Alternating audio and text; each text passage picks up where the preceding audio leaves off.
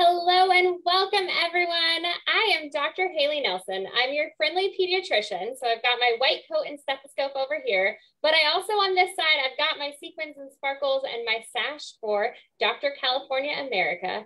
And I'm coming to you with Safe Kids Central California. And we actually have a special guest from Safe Kids Worldwide joining us so that we can talk about a safety topic that we actually just came up with. So we ran the list of different things and landed on falls, pun intended there, but really we're moving into fall and children get hurt every day, and that there's some things that we wanted to be able to share. So to start us off first, I just want to introduce Daphne, who is our special guest, and let you tell us a little bit about Safe Kids and why you're here. Sure. Well, thank you for having me today.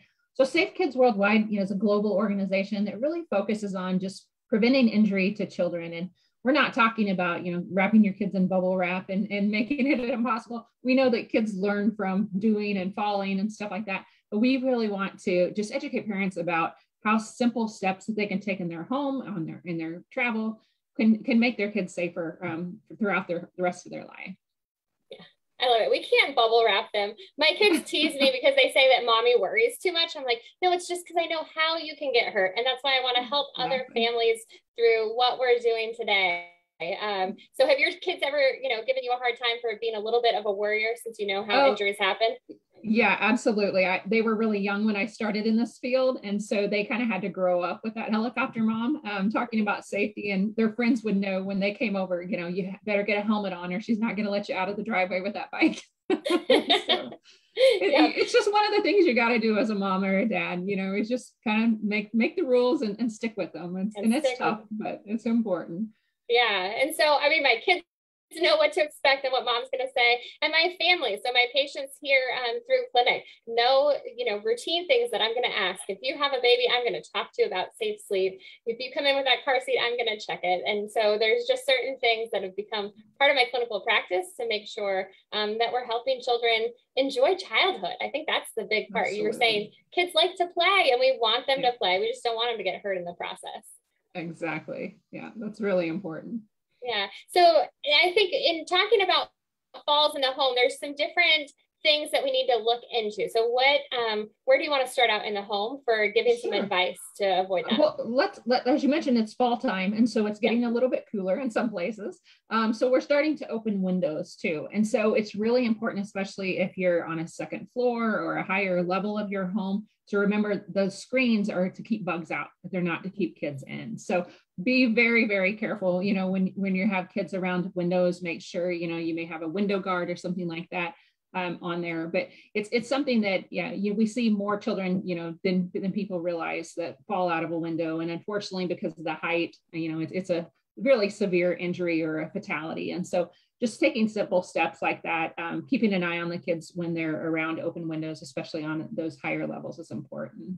Yeah, I like what you said there about how the screens are made to keep the bugs out, but it doesn't keep your child in. Like those screens pop out very easily.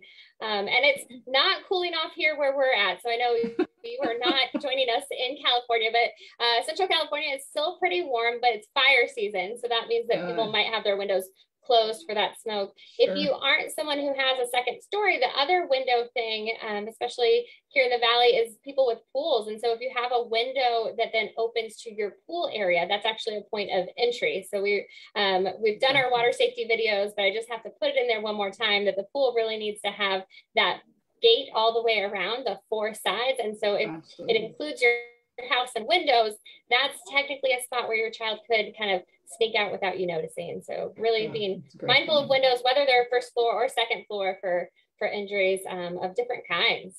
Yeah, that's a great point. Yeah. What are some other? Oh, go ahead. Sure.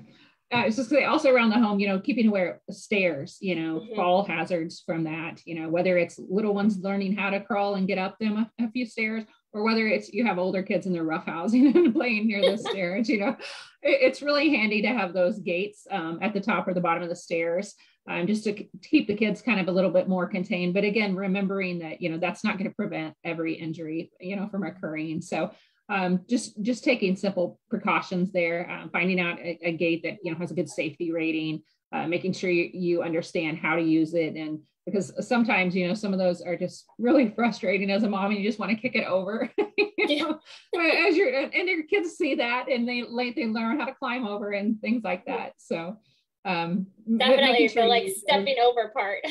exactly. So attach them to the wall as needed, and just follow those manufacturer instructions is really helpful there. Yeah, definitely that, like getting them installed properly. So some of the ones that you have to like screw, and there's different mechanisms for it. And that if it can get loose, an angry toddler who really wants to the other side, there have been times where, like my toddler at home has like knocked it over. Thankfully, that's just the gate that we have to like the craft area, so she doesn't get into the glue and scissors. So we, got her and got it installed a little tighter, but then it could happen. And how scary that would have been if she would have, managed to do that for the stair gate. And so really getting it installed, give it a good jiggle and make sure that it is firmly attached so that your little one isn't able to kind of wiggle it loose. And then watching to see too, because they'll push things around. Like toddlers are smart little creatures who will find a way. And so pushing something to like climb over it is not, outside of their realm of possibility. Definitely. Another thing that I would say is even when you're using like high chairs for your younger kids, making sure that you use the safety belt that comes with it. Anytime they're in swings or anything like that. Strollers are another good one where we have kids that topple out of there when mom looks away for just a second. So we want to be sure that if it has a safety belt, definitely use it. Keep them seated where they need to be seated. And when they're done with that, let them down on the floor to play, where it's a little bit safer and more at their level. But any little falls like that, again, those probably aren't going to be serious injuries, but just trying to understand that, the kids are top heavy, especially when they're those toddler age, everything they land on their head, it seems like kind of like those cartoon characters. But it's really important because as they grow, their bodies are going to change, of course, but they're at more risk for those head injuries when they're smaller like that. Yeah. Okay. So anything that comes with a belt and has that buckle, like take the extra step and like that time to just do it. And you might think, oh, I'm right here. And that's going to be the one time that, the mailman comes to the front door and the dog starts barking and you look away. Like it happens in an instant. And I think that's really one of the things when families do come in with injuries and come to the emergency room, that these are good parents who are right there with their kids and stuff happens. And what we're trying to say is we're trying to prevent some of those accidental things from happening to your child. And so it may seem like a hassle. And I know the high chairs, especially like when the food gets like stuck in those straps and you have to wash them, it's like getting the straps washed and back on and like all of that stuff, but it's important. And that's really why we're reinforcing this for the number of injuries that we see and that we'd like to see less of. Yeah. Well, and speaking of straps, just making sure that your furniture and your television, is strapped, to the wall firmly so that they're not topple hazards.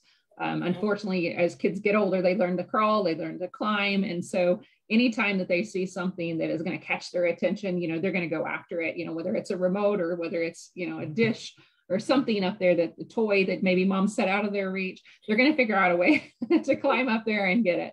So whether it's in the bedroom, maybe it's a chest of drawers, or maybe it's an older style television. We do still have several of those in the homes that, aren't all flat screens yet. But the size of those, can really hurt and injure a child severely. So go to your local retail store. The straps are really inexpensive. I'm talking under $10, and just to attach them. Most of your newer furniture is going to come with a strap. Instead of just tossing it away, take a few minutes, attach it, use it, and make sure your child is safe from toppling injuries like that. Yeah, you will be grateful in the event of an earthquake and furniture that can fall, as well as a toddler who might figure out how, if you conveniently pull out some of those drawers, it looks like stairs, and how they'll try to climb up. And again, they do funny things, and some children are more adventurous than others, or being protective there. Even the cables you talked about, the TVs falling over, like your TV might be mounted and you think it's okay, but if they can get to that cord and yank on it, like can they dislodge it from there? So really kind of looking both from the outlets and not having an accidental, like not having them shock themselves, but then also that they don't pull something heavy down on them. So really kind of doing an assessment of your home. it sounds like there's some different areas that we're looking at, from our windows to the stairs to now our furniture. Anything else within the home that families should look out for? Those are probably the main ones in a house. But then when we step outside is looking at playgrounds, whether it's your home playground or it's a school playground or even a community playground, looking to see what that fall zone looks like. Is it crumbled up tires? Is it pea gravel? Is it dirt? Sometimes it's like concrete, unfortunately. We really want to be careful, because that's where we're going to see a lot of injuries occur to kids outside, is on those playgrounds. And so, they're so excited, they got that pin up energy. They can't wait to get outside, and multiple kids, racing for the same slide or swing or whatever. So just making sure that, where your kids are playing outside has a safe area. The swings, don't have loose chains in them. The slides don't have cuts in them. They're plastic as opposed to something like a hot metal that a child could get burned on. But just taking a few simple steps, to walk around the playground and check it out before your kid goes crazy and gets loose and has the time of their life. So yeah, nice. I like it. We're going to walk around the playground, check it out for my kids, and then hopefully play with them, because kids learn through play and fun.